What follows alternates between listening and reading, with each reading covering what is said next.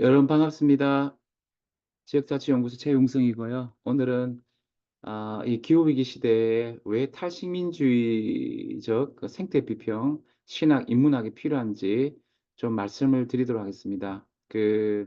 지금 기후위기가 굉장히, 근데 이걸 연세대학교 연구교수고 조직신학자인 이성욱 교수님의 이 논문을 가지고 제가 참고하면서 좀 제 얘기를 하도록 하겠습니다. 지금 기후위기가 굉장히 심각한데, 네, 특별히 이게 생태 정의와 사회 정의가 굉장히 문제가 됩니다. 이 무슨 말이냐면은 기후 위기는 사실은 생태 정의 문제거든요. 이게 뭐냐면은 이 우리가 그러니까 기후 양극화가 굉장히 심해요. 그러니까 실제 사고를 친 것은 1세계인데 이 뭐냐 제3세계가 굉장히 이제 고통스러운 거죠. 예.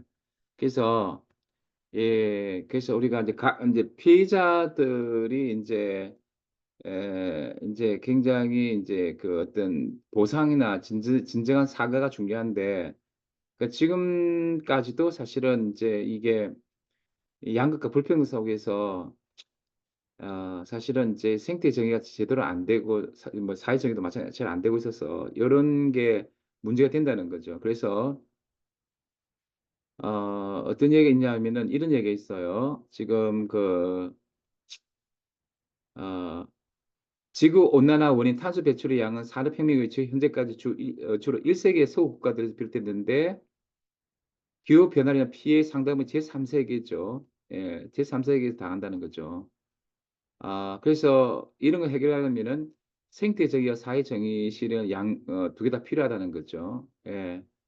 그래서 그걸 위해서 이 사람은 이제 탈식민지 생태를 융합하는 탈식민지 생태 비평이 필요하다 이렇게 하는데, 저는 객체지향 존재를 빼도록 하겠습니다. 그러니까 저도 똑같이 생각해요. 탈식민주의와 생태주의가 융합된 탈식민 생태 비평이 필요하다고 본다는 거죠.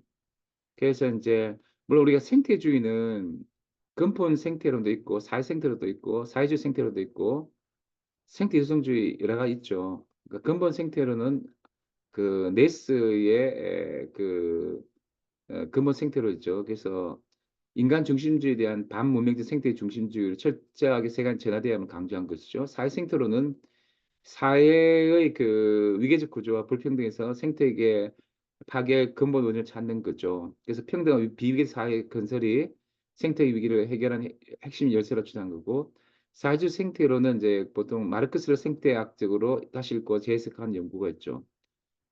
그 다음에 생태 여성주의는 가부장제 및 남성 우월주의 전통이 근대 기계론적 세계관과 자본주의 만나면서 여성에 대한 차별이 자연된 폄하 착취로 이루어졌다고 보는 거죠. 근데 이런 맥락 속에서 생태 신화가 어떤 게 있냐면은 첫 번째 그룹이 바로 잘 아시다시피 창조의 은총을 강조하는 매튜 폭스와 토마스 베리 같은 창조 신학자들이 있고, 두 번째 그룹이 이제 종말론적 비전을 따라서 생태계 회복을 강조하는 판덴베르그와 몰트만 같은 종말론 생태 신학자들이 있고, 세 번째 그룹이 그 사회 생태론을 갖다가 신학적 수용해서 생태 회복과 사회 변혁을 함께 강조하는 르나드 보프 같은 사회 생태 신학자들 있죠. 이 사람이 이제 프란시스코 교황님한테 영향을 많이 줬죠. 네 번째가 과정 신학, 형이상학을 신학적 수용해서 신의 관계성 및 내재성을 강조하는 존 캅과 제이 맥데니얼이 있고, 다섯째 그룹이 생태 유승주의를 신학적 수용하여 기독교 전통 내 가부장제 남성주의가 생태 파괴의 원인을 제공함을 비판하는 그리고 신의 생태적 육화 및 잃어버린 여성성 회복을 강조하는 로즈메리 루트가 있죠. 그다음에 셀리 맥페이 같은 생태 여성 신학자가 있는데, 이게 우리나라에서는 이제 나름대로 유영모 함스큰으로 대표된 생리신학자였는데, 근데 이제 이 사람은 탈식민주의 담론이 필요하는 거야. 어, 왜냐하면은 이 생태계 파괴뿐만 아니라 1세기, 3세계의 사회 불평등이 있고요. 특별히 탈식민주의는 그런데 이런 게 있어요. 뭘 얘기하냐면은 사실은 이제 제 1세기에 식민화됐는데 문화적으로 소수 중심성이 가치 있다고 강조하는 것이 이제 에드워드죠. 그러니까 문화 제국주의 속에서 어떤 소수 중심 오리엔탈리즘에 의해서 이제 그 갇혀 있다. 그래서 문화적 자생력과 문화적 어떤 그 목소리 회복이 중요하다고 보는 것이 이제 그 탈식민지, 문화적 맥락의 탈식민주의인데 뭐 호미바바도 있고 스피박도 있죠. 그러니까 제3세 주체가 자신의 목소리로 말할 수 있어야 된다. 문화적 억압 속에서. 자, 그런데 이게 이제 탈식민주의의 일반적 입장인데 문제가 뭐냐면은 이 이제 문화적 억압뿐만 아니라 좀 생태적 억압이 심화되고 있어요. 그게 뭐냐면은 사회 경제 시스템의 사회학자들이 제3세기 또뭐 금융 제국주의에서 굉장히 지금 불평등에 내몰고 있는데 그렇기 때문에 이 문화적 억압뿐만 아니라 생태적인 억압, 이걸 드러내는 생태적 탈식민적 생태 비평이 필요한 거예요. 그래서 지금 탈식민적 생태 비평이 굉장히 중요하다는 거죠. 그러니까 탈식민주의나 기존의 탈식민주의 문화적 억압에 대해서 자기 목소리 중요하지만 이제 탈식민 생태 비평은 뭐냐 하면은 1세계 제3세계 관계 또 특별히 인간과 비인간적인 타자, 동물과 생태계가 얼마나 고통을 당합니까? 그런데 말을 할 수 없는 거죠. 1세기만 말만 하고 자기 잘난 체하고 쇼를 비슷하게 이제 문화 담론을 팽창하는데 그러면 안 된다는 거예요. 탈식민 생태 비평은 말할 수 없는 비인간 존재뿐만 아니라 제3세계가 어, 어, 말을 할 수 있어야 되는 거예요. 침묵을 강요하는 게 아니고. 그래서 그, 그 에드워드 사이드가 비판한 오리엔탈즘 논리가 생태 분야에 있다는 거예요. 그러니까 모든 면에서 앞서가는 제1세계나 선진국 환경 문제에서 제3세계나 저개발 국가들을 문화 권력을 통해서 막 지도하려고 하고 또 자신의 또 목소리를 강화하고 자신 논리로 이제 모든 걸 설명하고 이렇게 하는 거예요.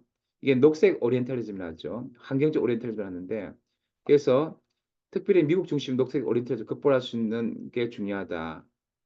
그래서 이제 미국이나 유럽을 지방하면서 제3세계 특별히 고통을 가장 많이 당하는 예, 1세계 1%가 사용하는 그 오염 생태 오염이 그 50% 제3세 50%의 두 배나 하는 상황에서 말은 자기 다 잘하니까 그래서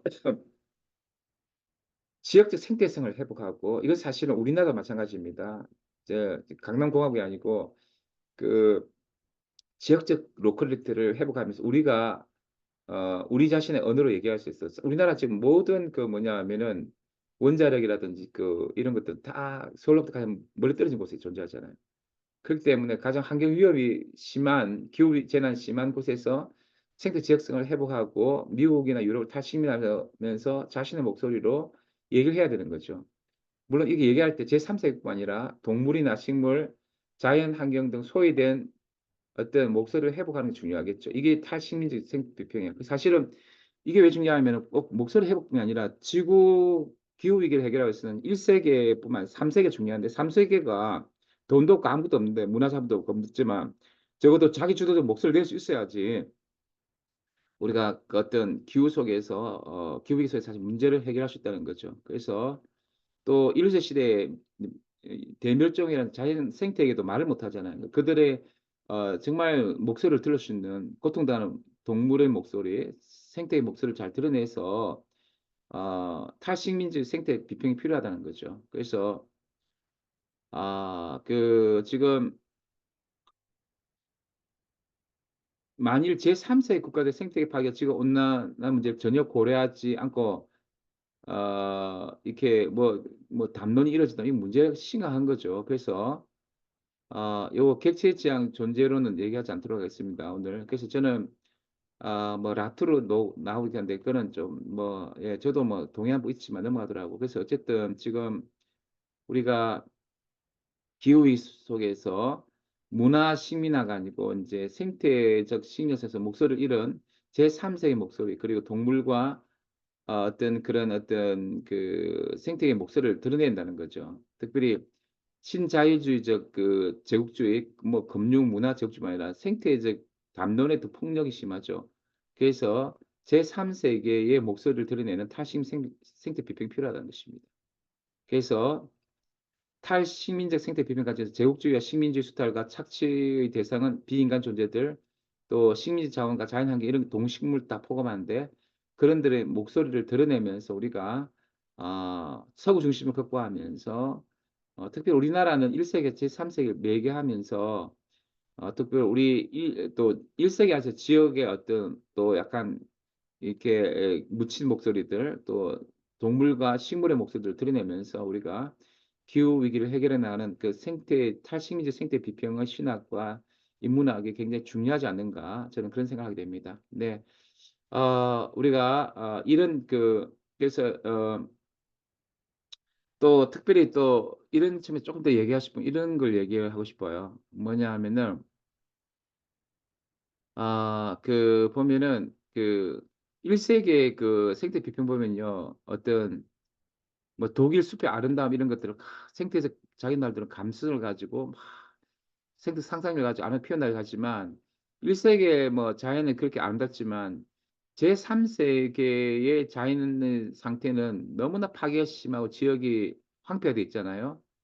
그래서 이렇게 나이브한 생태적 어떤 환경적 이런 묘사는 어떻게 보면 너무 나이브하고 나이브한 상상력이다. 그래서 이 낭만주의를 넘어서서 아도르노가 말하는 부정의 변조법으로 마치 지금 이 제3 세기 자연은 아우슈비츠를 당한 것 같은데 그렇게 아주 부정적으로 우리가 고통스럽게 잔인하게 묘사할 필요가 있고 뭐 그래서 마치 탈식민지 생태 비평도 인제 이렇게 나이만 낭만주의에 머물 수 없다는 거죠.